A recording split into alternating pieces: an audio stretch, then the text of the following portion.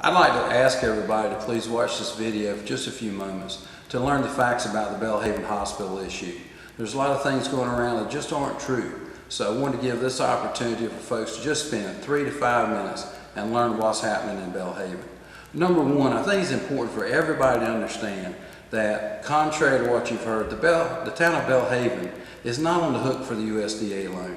We've put a letter out in the utility bills. We've also had an ad in the Washington Daily News with the letter from the USDA showing that the town of Belhaven is not responsible for the loan.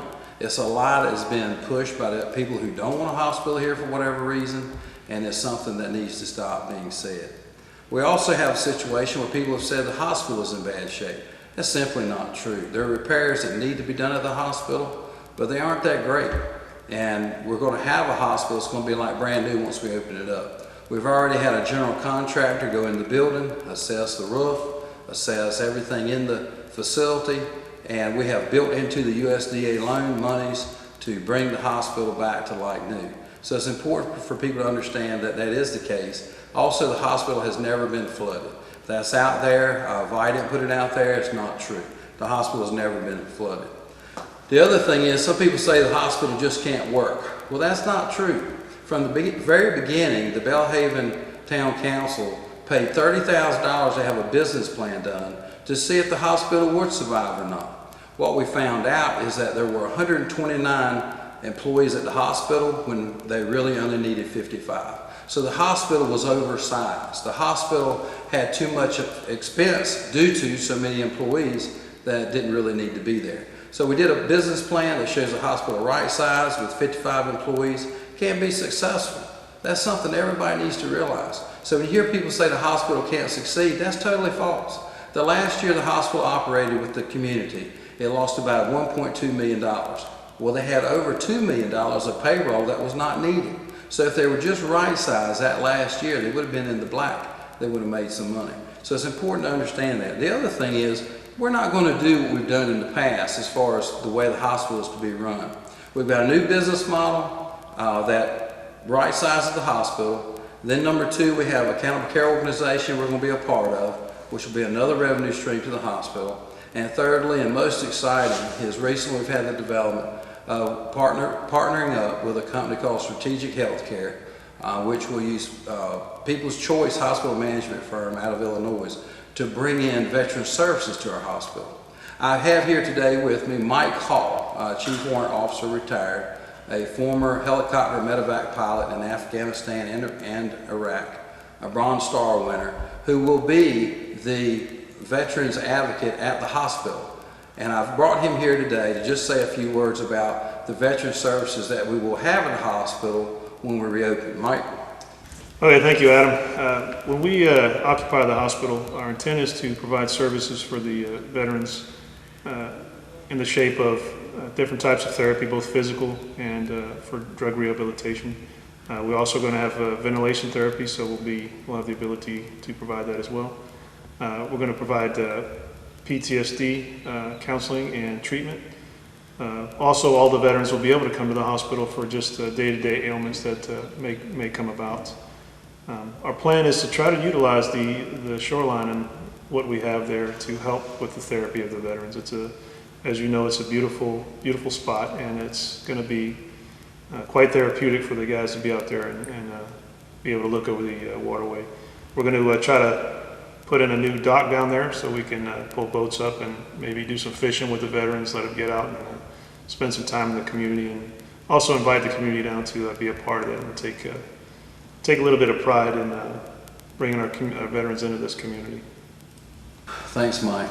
The other thing about the veterans benefits that will be at the hospital is that the water.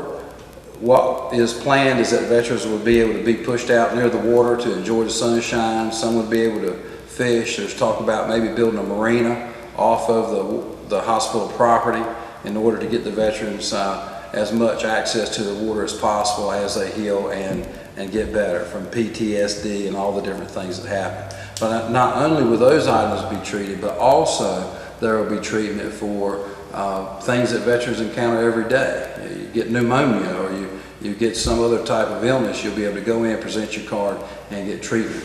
The other thing is the veteran side of this project now will be 30 rooms. So the hospital board, Punga Medical Center, is going to lease 30 rooms to a private contractor that works with veterans. That LLC will be called Strategic Healthcare, and that facility is going to be managed by People's Choice Hospitals out of Illinois. So really the exciting thing is that we had a business plan that showed with 10 to 15 rooms in an emergency room with 55 employees we could be successful. Well, now not only do we have that, which we know can break even, but now we have this contractor that's going to come in and lease 30 rooms of the hospital for veteran services. So it makes the hospital, in a sense, bulletproof, strong with revenue, so it'll survive for a very long time. I think that's really important. The other thing I wanted to talk on briefly was the Pantigga Creek LLC. A lot of people are wondering why the town is not able to go ahead and reopen the hospital.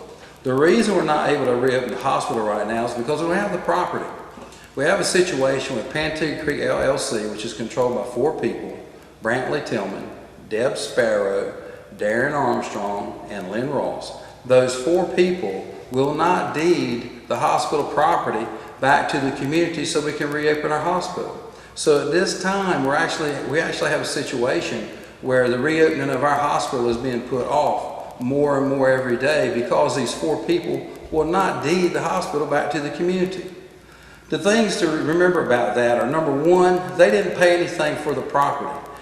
Our hospital was paid for by state and federal tax dollars and local donations. Those 4 people don't have any more money in that hospital right this minute than anybody watching this video.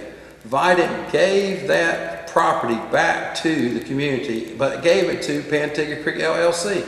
And these 4 people, Brantley Tillman, Glenn Ross, Darren Armstrong, and Deb Sparrow, these 4 people are depriving our community of that hospital.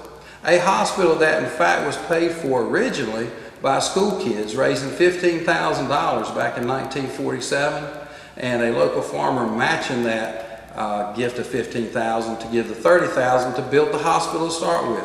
So this hospital has truly been a community building from the very beginning. And for 4 people who are not elected and don't have really any reason morally to hold that hospital back, it's wrong. It is wrong, and something's got to be done about it. And I hope that everyone will understand that these people, if they sell the hospital to somebody, they personally do not get rich by that. It's a nonprofit. If they deed the property over to the town, it doesn't cost them a dime.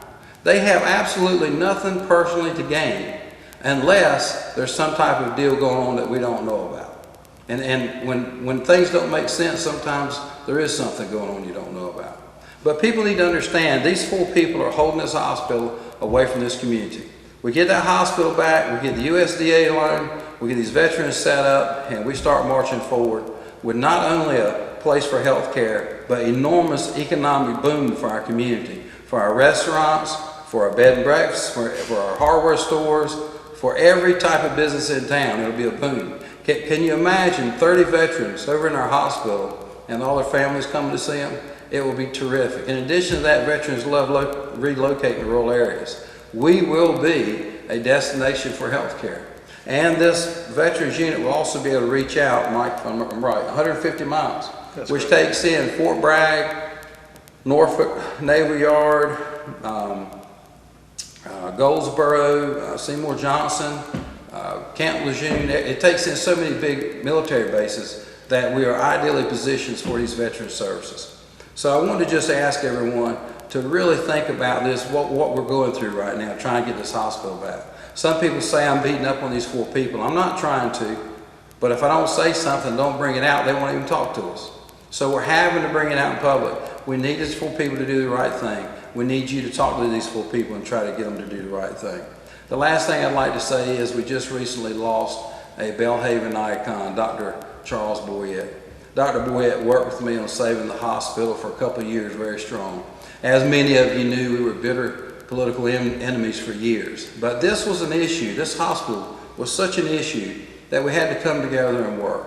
And by working together, we developed great trust with each other and became very close friends. Dr. Boyette told me that one of the last things he wanted to see happen was he wanted to see his hospital back, opened up, and he wanted to see the town heal. So that's kind of like Dr. Boyette's dying wishes. I think what we need to do is try to meet those dying wishes, get this deed back into the community's hands. Let's get this hospital open and reunite our town, just as Dr. Boyette would love it to be. Let's do it for Doc. Thank you for your time, and please share this video with your friends.